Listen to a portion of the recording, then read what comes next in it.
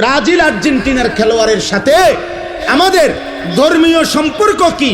যদি ধর্মীয় কোনো সম্পর্ক না থাকে তো আমাদের রাষ্ট্রীয় সম্পর্ক কি? বাংলাদেশের অর্থনীতি, সামাজিক, বাংলাদেশের উন্নতি, প্রগতি, আধুনিকতার জন্য শুধু মাতৃভূমির মায়াও যদি থাকে, একটা নাফরমান বল এটা এখানে দাঁড়ায়া আর্জেন্টিনার ব্রাজিলের খেলোয়াড়ের সাথে আমাদের বাংলাদেশের উন্নতির কি সম্পর্ক? বল। ইসলাম তো আছে নাই, রাষ্ট্রের বলেন, রাষ্ট্রের বলতে বলেন এ দেশের উন্নয়নে কথা বলেন না, আমাদের সাথে ওদের কি কি লেনদেন বলেন আঙ্কেল, বলো না আব্বা। হ্যাঁ, একটা কথার বুঝায় কও যে একটা যুক্তি তো থাকবে। হুজুর, এই ফুটবল বিশ্বকাপে যদি আমরা ব্রাজিল এবং আর্জেন্টিনার পক্ষে ব্যাপক লাফাইতে পারি, বিনিময়ে ওই দেশের লোকেরা যদি আমাদের প্রতি সন্তুষ্ট হয়, তাহলে আমাদের দেশের রেমিটেন্স বেড়ে যাবে, আমাদের দেশের তেল বেড়ে যাবে, আমাদের দেশের উন্নতি বেড়ে যাবে। একটা কিছু তো হবে, সেটা কি বলো না আব্বা, বলো। কাতার বিশ্বকাপে প্রধান আলোচ্য বিষয় ছিল, আমরা স্পষ্ট পত্রিকায় দেখছি, এখনো পিছনে সার্চ দিলে পাওয়া যাবে, কাতার বিশ্বকাপে প্রধান আলোচ্য বিষয় ছিল মদের বোতল। কাতার সরকার আইন করছিল স্টেডিয়ামের ভিতরে মদের বোতল সরাসরি খাওয়া যাবে না। এটা নিয়ে সারা বিশ্ব, ইউরোপ তখন বিতর্ক করছিল যে না, এটা স্বাধীনতায় হস্তক্ষেপ, যেখানে অবাধে মদের বোতল।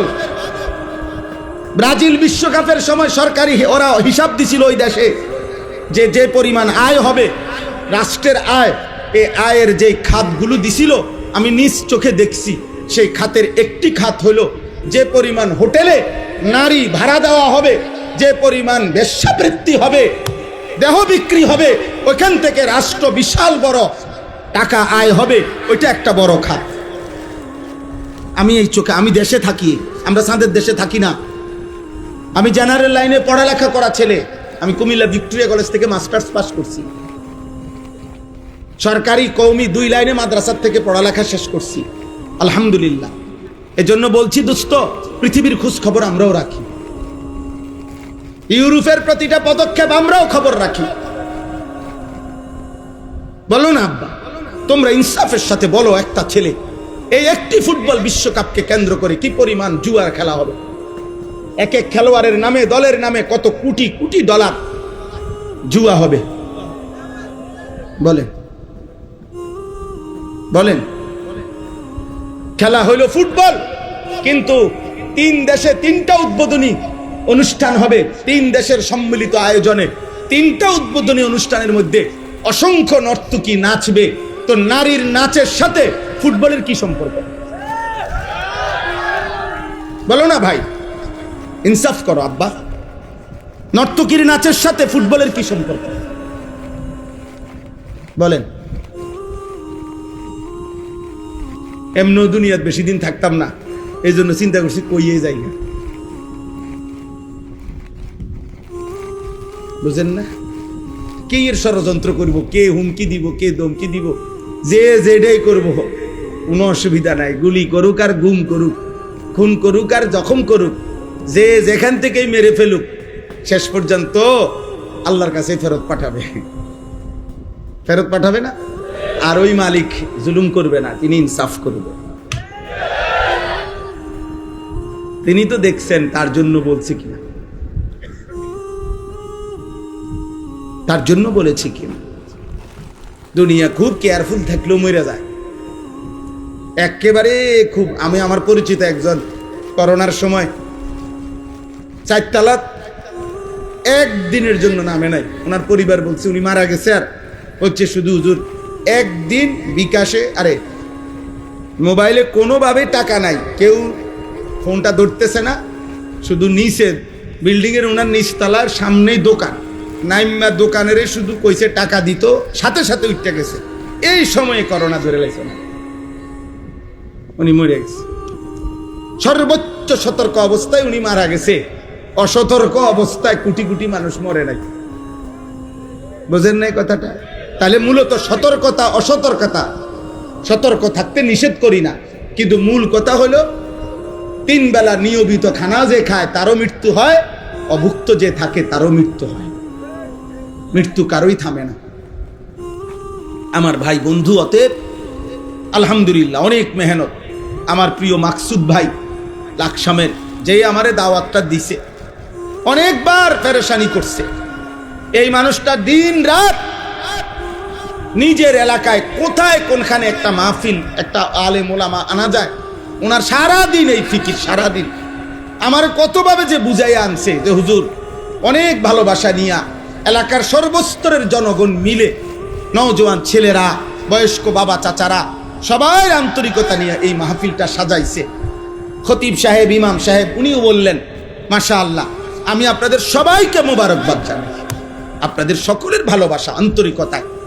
এই জন্য আমি শুধু এতটুকুই বলতে চাই, আমরা সবাই মিলে, আব্বা যারা বয়স্ক আছেন, বাবা আছেন, যারা অভিভাবক শ্রেণী আছেন, আপনারা যদি এই মানুষের পরিচর্যা না করেন, শুধু বিল্ডিং দালান, সোফা খাট ফার্নিচার, শুধু ছাদ ঢালাই, এই দুনিয়ার এই সম্পত্তির আসবাবের পরিচর্যা করিলে এই সমাজ নিরাপদ থাকবে না আব্বা, এই সমাজে বেঁচে থাকা কঠিন হবে। এই জন্য হাত জোর করে আল্লাহর কোরআন সামনে বললাম, মানুষের পরিচর্যা করুন। ছেলেটাকে ছেলে বা মানুষ বানান, মেয়েটাকে মানুষ বানান, ইনসান বানান, ইনসান, নট ইকোনমিক্যাল অ্যানিম্যাল। শুধু অর্থনৈতিক প্রাণী বানায়েন না, মানুষ বানান। এই কথার অর্থ হইল শুধু উপার্জন করতে পারে কোনো না কোনো ভাবে, শিক্ষার মাধ্যমে হোক অথবা না শিক্ষা হোক, কোনো না কোনো ভাবে পয়সা রোজগার করতে পারা, এটা যথেষ্ট না, এটা যথেষ্ট না। আমার ছেলে কামাই করে, এটা যথেষ্ট না। আমার মেয়ের জামাই রোজগার করে, এটা যথেষ্ট না। বরং ঈমান, ইসলাম, সিজদা, আখলাক, চরিত্র, হালাল হারাম, পাক নাফাক, পবিত্রতা অপবিত্রতা, 5 ওয়াক্ত নামাজ, বন্দিগি, এইটার নাম হচ্ছে মানুষ। এইটার নাম কি বলেন না? আখলাকের নাম মানুষ, গোলামির নাম মানুষ, আল্লাহর বন্দিগির নাম মানুষ। আর নাই তো শুধু উপার্জন করে, সে ইকোনমিক্যাল অ্যানিম্যাল, অর্থনৈতিক প্রাণী, সে শুধু উপার্জনকারী প্রাণী, যে শুধু রোজগার করে, উপার্জন করে কোনো না কোনো ভাবে, হয় পড়ালেখা করে নয়তো পড়ালেখা ছাড়া। কিন্তু মানুষ হওয়া ভিন্ন জিনিস, মানুষ হওয়া ভিন্ন জিনিস। কোরআনুল কারীম এই জন্য আল্লাহ তাআলা বলছেন পরিষ্কার, আপনি রাগ করলেও বলতে হবে, সুখ করলেও বলতে হবে। আল্লাহর কোরআনে আল্লাহ বলছে, যেই দিল আল্লাহকে নিয়ে ভাবে না, যেই কান আল্লাহর কথা শুনে না, যেই চোখ আল্লাহর আয়াত দেখে না, খোদার কসম আল্লাহ বলছে উলাইকা কাল আনআম, ওই মানুষগুলো জানোয়ার, জানোয়ার, জানোয়ার। আল্লাহ বলছে। আপনার প্রতিবাদ করার ইচ্ছা থাকলে কোরআনের সাথে কইরেন, আমার কোনো আপত্তি নেই। আপনার হিম্মত থাকলে আল্লাহর সাথে কথা বললেন। কিন্তু আল্লাহ পরিষ্কার বলছে, দিল যার আল্লাহকে নিয়ে ভাবে না, কান যার আল্লাহর কথা শুনে না, চোখ যার আল্লাহর আয়াত দেখে না, ও জানোয়ার। আল্লাহ বলছে অত্তাবা হাওয়াহু ফামাথালুহু কামাথালিল কালব। আল্লাহ বলছে মনের ইচ্ছে মতো যে চলে, মনের ইচ্ছে মতো যে চলে, খোদার কসম কোরআনের আয়াত, আল্লাহ বলছে তার জীবন কুত্তার জীবন। ফামাথালুহু কামাথালিল কালব, তার দৃষ্টান্ত, তার উদাহরণ কামাথালিল কালব, কুত্তার মতো। কালবুন মানে কুত্তা। মনের ইচ্ছা মতো চলে। তোমরা যারা 5 ওয়াক্ত নামাজ পড়ো না, তোমরা নিজের ইচ্ছায় না আল্লাহর ইচ্ছায় পড়ো না, কথা বলে না তো। আল্লাহ তাআলা বলে নিজের ইচ্ছায় যে চলে তার উদাহরণ কুত্তার মতো। 365 দিনে একদিনও ফজরের নামাজ পড়তে পারলা না, কারণটা কি আব্বা? আল্লাহকে এভাবে ভুলে যায় মানুষ, এভাবে ভুলে যায়। আহা, এই পৃথিবীর সাধারণ থেকে সাধারণও যদি কেউ কারো জন্য কোনো সুপারিশ করে, সে তো কথা জানতে চায়, কি বিষয়ে সুপারিশ করতাম, কি বলতাম, আমনে কদ্দুর আগাইছেন, আমনে কোনানে আইয়া বাজ্যা গেছেন, হ্যাঁ কাগজপত্র কি কি আছে। আমি আজকে একজন ডাক্তারকে বলছি, আমার বিবিরে ডাক্তার দেখাইতাম শনিবারে, আমার ঘনিষ্ঠ, উনি বলছে হুজুর গত 2-3 বছরে যত ডাক্তার দেখাইছেন এই বিষয়ে সবগুলো স্লিপ প্রেসক্রিপশন নিয়ে আইসেন। কথা বোঝেন নাই আমার? তো নবী সাল্লাল্লাহু আলাইহি সাল্লামের কাছে যেই উম্মত সুপারিশের জন্য যাইবে হাসরের ময়দানে, ইয়া রাসূলুল্লাহ আমি আনিসুর রহমান, এই যে আমার কাগজ ফাইল, আমার জন্য একটু সুপারিশ করেন।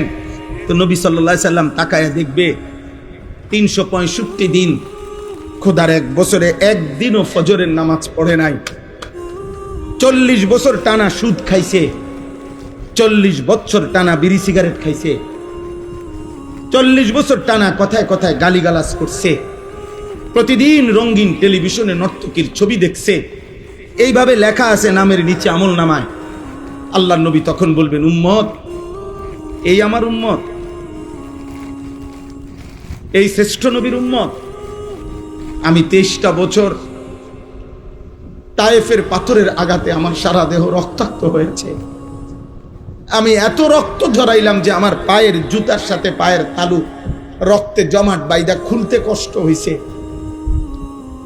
14 দিন টানা ক্ষুধার কষ্টে আমি পেটে 2টা পাথর ভাঙছি। 3 মাস আমার ঘরের চুলায়, খোদার কসম হাদিসে আছে, নবীর স্ত্রী আয়েশা বলছে রাদিয়াল্লাহু তাআলা আনহা, 3 মাস নবীর সংসারে টানা চুলায় কোনোদিন রান্না করা খাবার জোটে নাই। উহুদের দান করা শহীদে গর্তের মধ্যে এতটা সময় পড়েছিল যে নবীজি কাউকে ডাকতেও পারতেছিলেন না, কেউ খুঁজতেও পাচ্ছিলেন না। আল্লাহর নবী এভাবে আহত হয়ে রক্ত মাখা দেহ নিয়ে উহুদের প্রান্তরে পড়েছিলেন। নবী বলবেন, উম্মত, এই আমার তায়েফের রক্তের বিনিময়, এই আমার উহুদের দান শহীদ করার বিনিময়, এই আমার পেটে পাথর বাঁধা ক্ষুধার কষ্টের বিনিময়, এই আমল নামা। 60 বছর বয়সও বিড়ি সিগারেট, 60 বছরের দাড়িওয়ালা বুড়া, এখনো নর্তকীর নাচ, টেলিভিশনে চা দোকান, নাচ গান দেখা। আমি আল্লাহর সামনে এটা কেমনে সুপারিশ করি? বলেন না। নবীজির সুপারিশ মানে কি? আপনার গুনাহ মৃত্যু পর্যন্ত মজবুতির সাথে গুনাহ চলবে, এক সুতা আপনি নড়াচড়া করবেন না গুনার থেকে। আর নবী শুধু দাঁড়াইবেন আর নবী বেহেশতে ঢুকাবে, এটা নিয়ে সুপারিশ। কথা বলেন না কেন? বলেন, একজন মুসলমান বলেন, সুপারিশ বলতে কি বুঝছেন? সুপারিশ মানে তো আবেদন। সুপারিশ মানে কি গ্রহণ? কথা বলেন না কেন? সুপারিশ মানে মুক্তি, সুপারিশ মানে নাজাত, সুপারিশ মানে জান্নাতে ঢুকানো, সুপারিশ মানে আবেদন। আবেদন, কেউ যদি সুপারিশ করে এটা প্রমাণ করে আবেদন, এটা আবেদন করছে, গ্রহণ করা, অনুমোদন করার জন্য ভিন্ন আরেকজন আছে। কথা বলে না? তাহলে নবীজি কি করবে? সুপারিশ করবে, তো এটা অনুমোদন করার জন্য আরেকজন কেউ থাকবেনি। তিনি কে? আরে বলেন না কে? তো নবীজি আবেদন করিলে, মনে করেন নবীজি আবেদন করার পর 1 কোটি মানুষ, সাপোজ আর কি 1 কোটি মানুষ আবেদন করছে, আল্লাহ তাআলা যদি বলে, বন্ধু আপনার আবেদনে ধরেন আমি একজন বাদে বাকি সবাইকে জান্নাত দিলাম, একজনকেই শুধু জাহান্নাম দিলাম, আর সেই একজন যদি হয় আনিসুর রহমান, তাহলে বাকি সবাই জান্নাতে গেলে আমার কি লাভ? কথা বোঝেন নাই আমার? নবীর সুপারিশে মনে করেন 100 কোটি যাবে। এই ছেলে, এই বেয়াদব, এই বেটা বেয়াদব, মোবাইল ধরলা কেন? গাদ্দারি করো কেন? তুমি চলে যাও বেটা, তোমার মতো ফালতু শ্রোতা না হলে চলবে বেটা।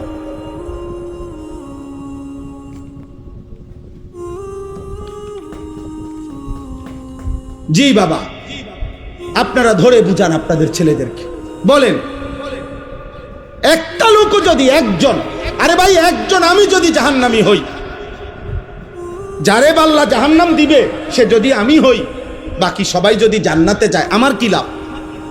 কথা কন না, আমার কি লাভ? দোস্ত আমার, বন্ধু আমার, আমি সর্বোচ্চ আবেগ দিয়ে বলছি, রাগ হইও না ভাই, আমি মোবাইলের এটা মাইনা নিতে পারি না। আমার কথা হলো সে না শুনুক, আমার কোনো আপত্তি নেই। আমি জীবনভর আজকে আলহামদুলিল্লাহ আল্লাহর দয়ায় 22 বছরের এই ছোট্ট ওয়াজের জীবনে কখনো 10 জন মানুষের সামনে বয়ান করছি, কখনো 10,000 মানুষের সামনেও বয়ান করছি। এটা কোনো বিষয় না। এই কোরবানির ঈদের আগের দিন বুধবার রাতে এশার নামাজের পরে আমি যখন বয়ান করছি তখন 10-15 জন মানুষ ছিল। আমি বলে গেছি কম পক্ষে 1.5 ঘন্টা আল্লাহর কথা বলতে হবে। বন্ধ করা যাবে না।